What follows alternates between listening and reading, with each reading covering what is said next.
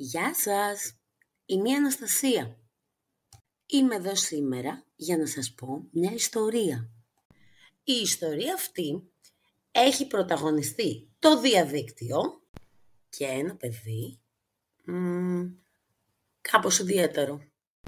Τώρα θα μου πείτε, όλοι είμαστε ιδιαίτεροι. Ο Ενιγματούλης όμως αντιμετώπιζε από μικρός κάποιες δυσκολίες. Για παράδειγμα, από τότε που ήταν μωρό, δεν του άρεσε καθόλου να τον αγγίζουν. Όταν κάποιος τον άγγιζε, αισθανόταν κάπως έτσι.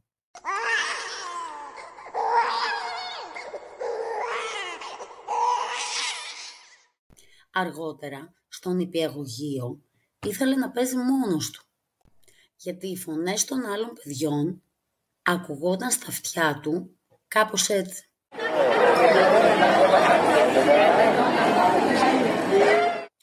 Όταν πήγε στο δημοτικό, του ήταν πολύ δύσκολο να κάνει φίλους.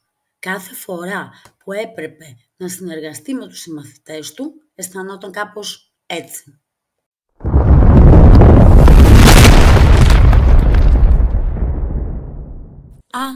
Ξέχασα να σας πω. Ο Ενιγματούλης λάτρευε τα ενίγματα, τους γρίφους και τα μυστήρια. Όταν ήταν φορτισμένος ή αγχωμένος, καθόταν με τις ώρες στο δωμάτιό του και έπαιζε παιχνίδια μυστηρίου στο διαδίκτυο. Αυτή ήταν η διέξοδός του, γιατί μέσα στο διαδίκτυο δεν χρειαζόταν ούτε να συνεργάζεται με κάποιον, ούτε να έχει σωματική επαφή, αλλά ούτε και να βρίσκεται σε χώρο με πολλούς ανθρώπους και φασαρία. Και έτσι κυλούσε η ζωή του Ενιγματούλη, ώσπου μία μέρα ο δάσκαλος της τάξης έκανε μία ανακοίνωση. Λοιπόν παιδιά, με χαρά σας ανακοινώνω την έναρξη του παιχνιδιού του κρυμμένου θησαυρού.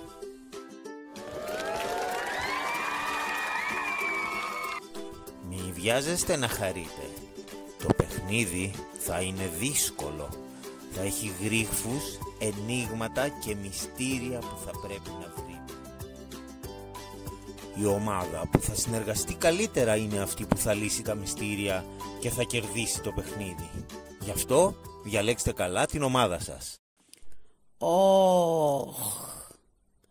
Ο Ενιγματούλης πήγε στο σπίτι και ήταν πάρα πολύ προβληματισμένος.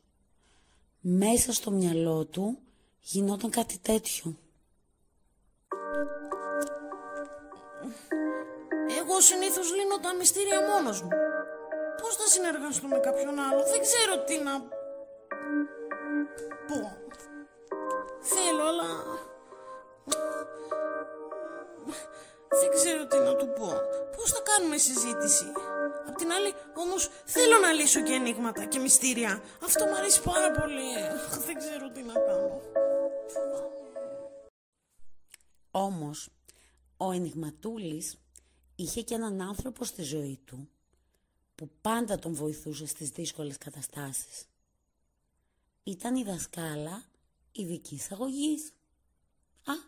Να την, έρχεται.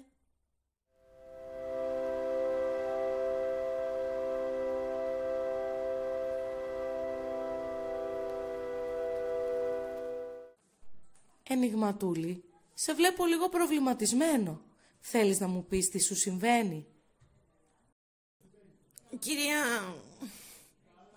φοβάμαι ότι δεν μπορώ να συνεργαστώ με το άλλο παιδί.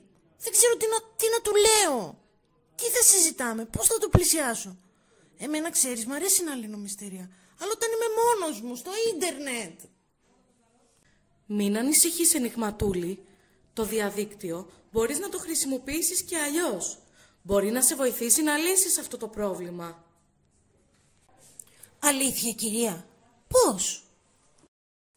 Και έτσι η δασκάλα ειδικής αγωγής παρουσίασε στον Ενιγματούλη μία εφαρμογή εικονικής πραγματικότητας μέσα από την οποία μπορούσε να εξασκήσει τις κοινωνικές του δεξιότητες. Κοίταξε, επιλέγω το σενάριο «Συνομιλία με φίλο». Φόρεσε τα γυαλιά σου και μετά μπορείς να μιλήσεις στο αβατάρ σου σαν να μιλούσες στο συμμαθητή σου το Φιλικούλη.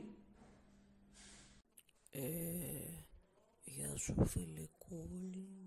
Σε παρακαλώ, μίλησε πιο δυνατά. Γεια σου Φιλικούλη, τι κάνεις? Τώρα, κοίταξέ με στα μάτια. Μπράβο, τα κατάφερες. Γίναμε φίλοι. Και έτσι, μετά από μερικές μέρες εντατικής εξάσκησης, ο Ενιγματούλης ένιωθε πλέον πολύ πιο σίγουρος για τον εαυτό του. Έτσι, όταν επέστρεψε στο σχολείο, δείτε τι έγινε. Καλημέρα Φιλικούλη, τι κάνεις? Καλά είμαι. Εσύ?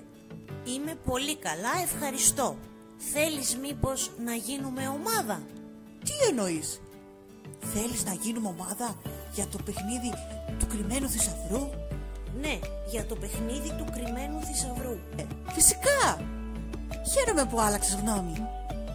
Ευχαριστώ, πολύ χαίρομαι. Πάμε να ξεκινήσουμε. Δεν ξέρουμε ποιος κέρδισε στο παιχνίδι του κρυμμένου θησαυρού. Ξέρουμε όμως ότι ο Ενιγματούλης κέρδισε κάτι πολύ σημαντικό χρησιμοποιώντας το διαδίκτυο δημιουργικά. Μπορείτε να το κάνετε κι εσείς.